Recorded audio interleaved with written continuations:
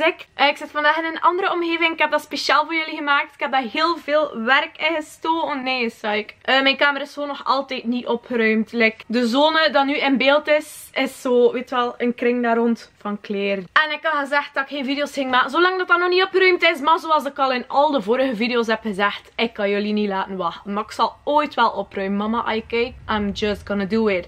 Vandaag laat ik jullie dus nog een stukje meer van mijn kamer zien. Ik zit nu eigenlijk dus gewoon in mijn bed. It's kinda romantisch, hè? Ik weet het. Mijn haar trekt op niks. Het is overbelicht. Maar dat maakt eigenlijk allemaal niet uit. Want daar gaat het eigenlijk echt niet om. Het kan mij allemaal niet schelen. Omdat ik heb eigenlijk super goed nieuws voor jullie. Maar niet voor jullie. Eigenlijk echt voor mij. Dus ik wil jullie gewoon iets zeggen dat mij doodgelukkig heeft gemaakt. Ik wil gewoon dat jullie het weten dat ik gewoon fucking blij ben.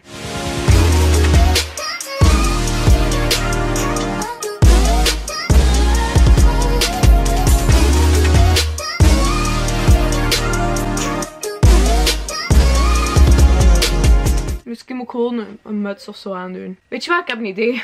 Ha. Ik heb het gevonden. By the way, mijn broek staat open. Ik heb net gegeten. En je weet dat je gewoon heet net uit je broek moet openzetten. Oké, ik heb een oplossing gevonden voor iets aan mijn gezicht te doen. Ja. Zo dus. Fuck dat.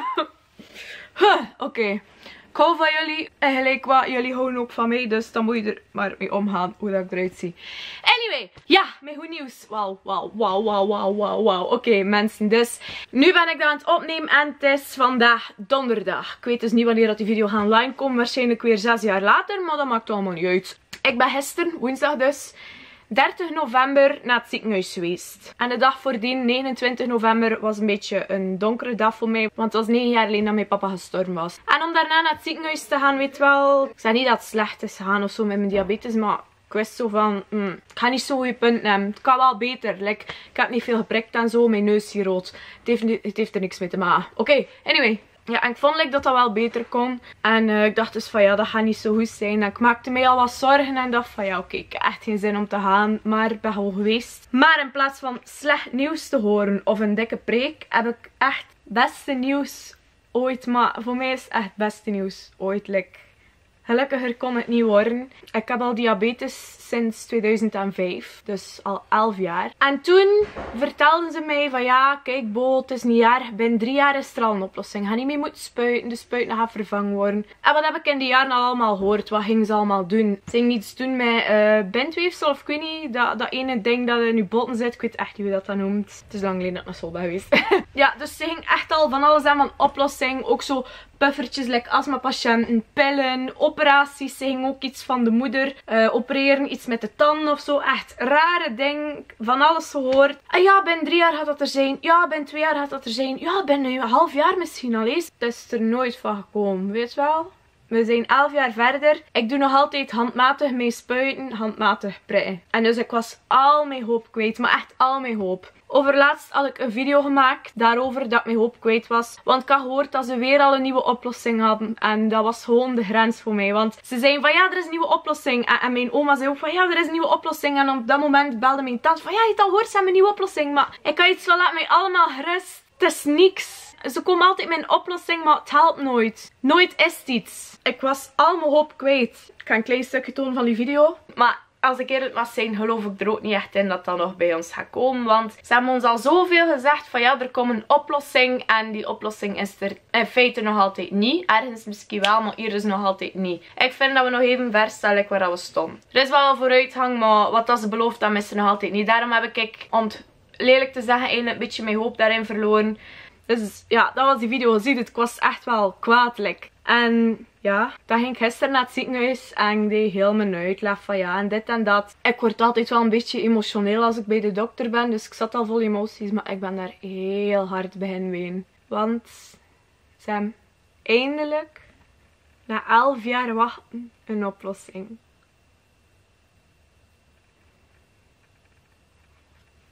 Elf jaar heb ik erop gewacht. Ik zeg niet dat ze het kunnen wegnemen. Hè. Diabetes wegnemen, dat gaat gewoon niet. Misschien dat ze binnen 100 jaar daar wel iets op vinden. Maar dat is niet. Maar voor mij is het een oplossing. Wat hebben ze dus uitgevonden? Ik ga dus vlug uitleggen hoe dat werkt. Dus ik spuit altijd mijn insuline in met mijn met mijn spuit, met mijn pen. Ik doe alles handmatig, ik reken dat zelf uit, hoeveel dat moet inspuiten. Ik stel dat in, ik spuit dat in, klaar. Altijd als ik eet, moet ik dat doen. En ik probeer dat zoveel mogelijk te doen. Maar je hebt namelijk ook een andere oplossing om dat te doen. En dat is namelijk een pomp.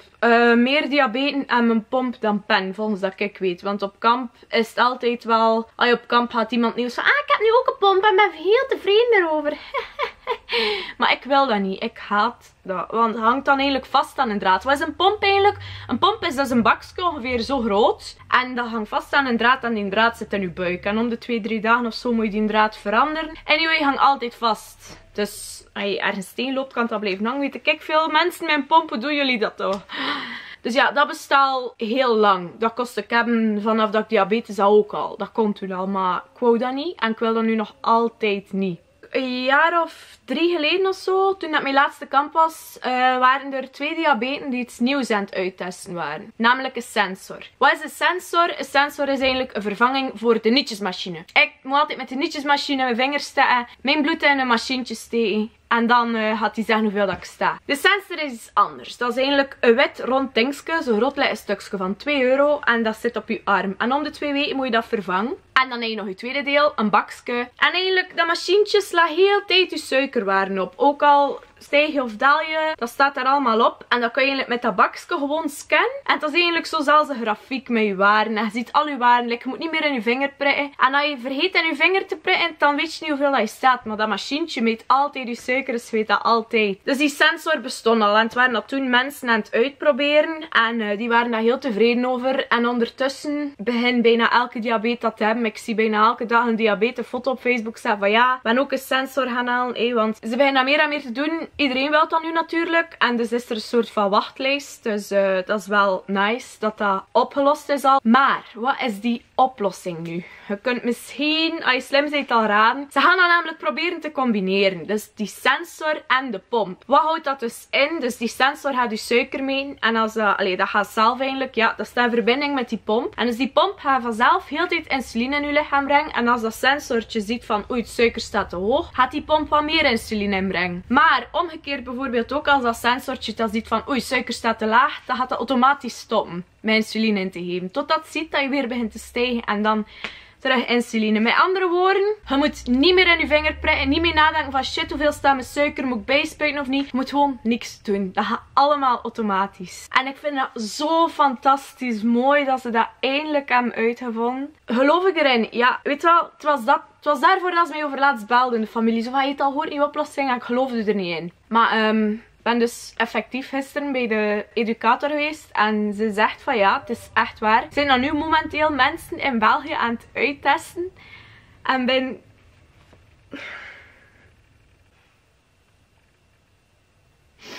Sorry. Voor mij is dat zo mooi. Ik heb daar 11 jaar op gewacht voor eindelijk goed nieuws te horen en het is er eindelijk. Mijn neus is rood, hè. Sorry for crying. Dat is gewoon zo mooi. Ze zijn aan het uittesten. En binnen 2, 3 jaar, misschien zelfs 1 jaar, misschien 2, misschien 3, kan ik dat ook hebben. Wat is het enige probleem? Gewoon, ze weten nog niet hoe dat ze dat gaan terugbetalen. Want weet je wel, als je diabetes type 1 bent, wordt alles terugbetaald. Je insuline en zo, en je pen en je benodigdheden dat je echt nodig hebt, dat wordt terugbetaald. Dus ze willen dat natuurlijk ook doen met die sensor. En ze zijn dan aan het regelen dat dat ook kan terugbetaald worden. En dan kunnen wij dat allemaal hebben. Zoals dat ik al eerder zei, ik haat een pomp. Ik zou dat echt niet willen. Maar als het echt zo samen kan met dat sensortje, dan wel. Ik heb er echt alles voor over. Dat is gewoon een opluchting, een last minder. Ik ga misschien wel rondlopen met bakjes aan mij, maar ik vind dat echt niet erg. En ik heb nog beter nieuws. Ik heb natuurlijk ook gevraagd voor nu al een sensortje te hebben. En 17 januari, schrijf dat maar op in jullie agenda. Tel samen af met mij, want ik ben zo blij.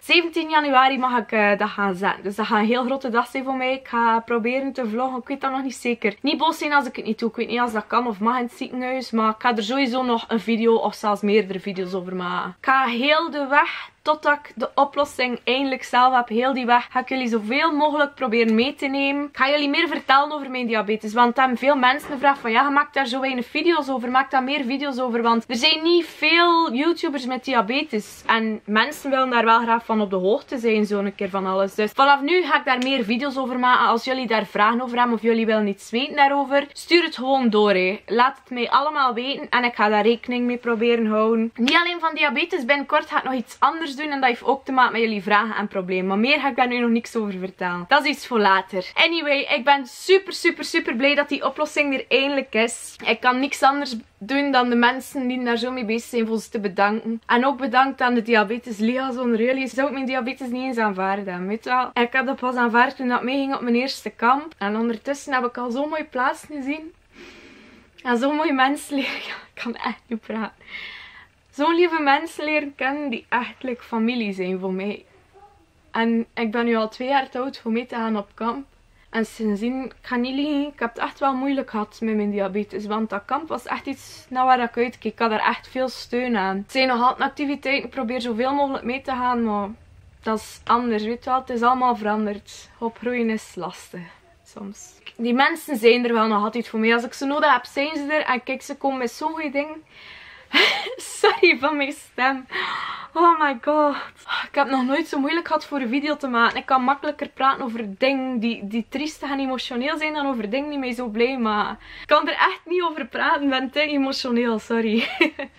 Nu, kijk, meer moet ik daar eigenlijk niet aan vullen, maar ik wil jullie dat gewoon laten weten. Ik ben echt heel blij dat er een oplossing is. En echt, dank u aan iedereen dat bezig is met diabetes. En iedereen die diabetes heeft en nog niet in de Diabetes Liga zit, schrijf u alsjeblieft in. Ik heb dat ook gezegd op Werelddiabetesdag. Op M&M had ik dat toen ook gezegd. Ze hebben mij toen opgebeld. Ik ga het nu nog een keer zeggen. Schrijf u in. Ga mee op elke activiteit. Die mensen zijn zalig. Het is de grootste steun dat je kunt hebben. Het is echt... Het is een beter medicijn dan de insuline zelf. Als ik het mooi mag zeggen. Ik vind het wel mooi gezegd van mezelf.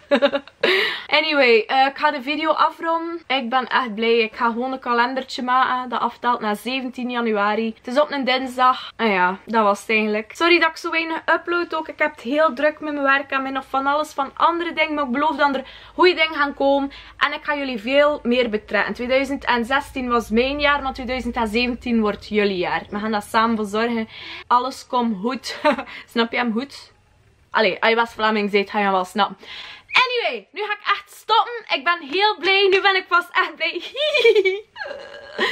Ik wil nog een keer de meisjes bedanken voor hi. Dus jullie liggen nu toevallig in mijn bed. Ik heb hem nog niet getoond in de vorige video.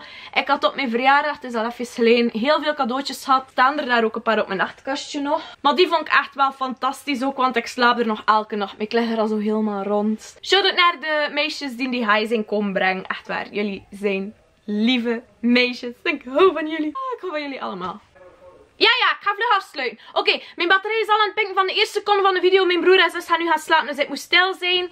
Mijn Instagram, zeker volgen. Er komen leuke foto's op. Ik ga zeker ook foto van mijn sensor zetten. Twitter is ook leuk. Instagram, weet je wat? Alle links staan hier gewoon onder. En ik ga gewoon afsluiten. Volg alle links. Deel ze met je vrienden. Tatoeëer het op je huid. Maakt niet uit. Schrijf het op een brief. Stuur het op. Ja! Ja, maar ben toch klaar. Oké, ja. Dus het mijn zus hoort, ik moet stiller praten, maar ik ga gewoon stoppen met praten. Totdat ik er weer zie, met of zonder diabetes, met of zonder een oplossing, met of zonder een sensor. Of misschien zelfs met de oplossing. Oké, nee, dat trok op niks. Anyway, ik zie jullie nog terug. Doei! Never ever meet another cracker so frosty.